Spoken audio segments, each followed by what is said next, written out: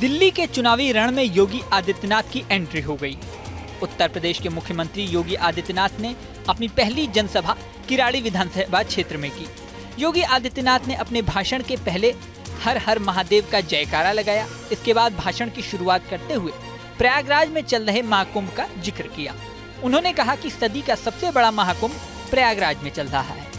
पिछले 10 दिनों में 10 करोड़ लोगों ने त्रिवेणी में स्नान किया है। वहीं दिल्ली और यूपी की सड़कों की भी उन्होंने तुलना की। सुनिए क्या कहा। दिल्ली की सड़कों को और नोएडा की सड़कों को जाकर के देखो, जमीन आसमान का अंतर नजर आएगा। दिल्ली की सड़कों को और गाजियाबाद की सड़कों को जाकर के देखो, जमीन आसमान का अंतर नजर आएगा।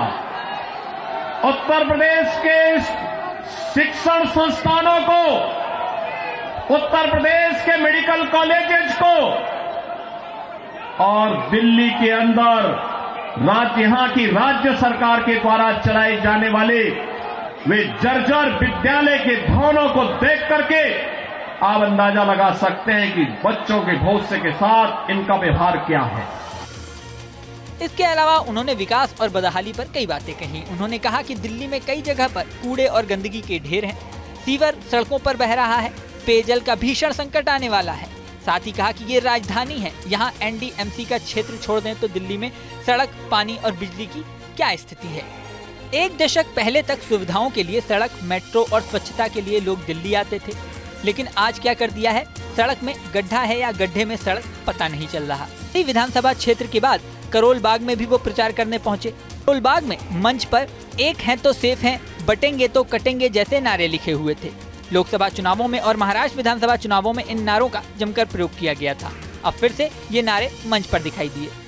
सबसे बड़ी बात है कि जिस दिन सीएम योगी दिल्ली की रैली में पहुंचे, उसी दिन AIMIM के चीफ असदुद्दीन ओवैसी ने भी दिल्ली चुनाव में एंट्री मारी। 22 जनवरी को असदुद्दीन ओवैसी ने लखनऊ में वक्फ बोर्ड से जुड़ी मीटिंग में भाग लिया था और 23 जनवरी को वो दिल्ली पहुंच गए। यहाँ AIMIM कैंडिडेट शिफाउर रहमान के समर्थन में असदुद्दीन ओवैसी ने रोड शो किया। इस दौरान अच्छी खासी भीड़ देखने को मिली।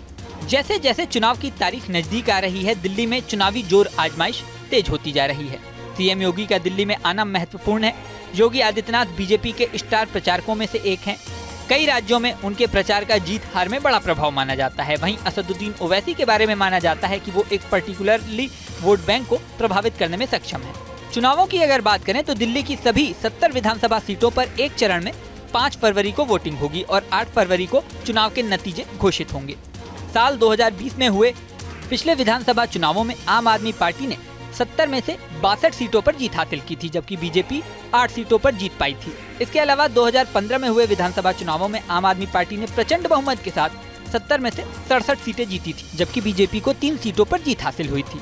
कांग्रेस को इन दोनों ही चुनावों में कोई सफलता नहीं मिली थी। वहीं AIMIM ने कुछ सीटों पर कैंडिडेट उतारे हैं। इस वीडियो में फिलहाल इतना ही। बने रहें न्यूज नेशन के डिजिटल प्लेटफॉर्म पर।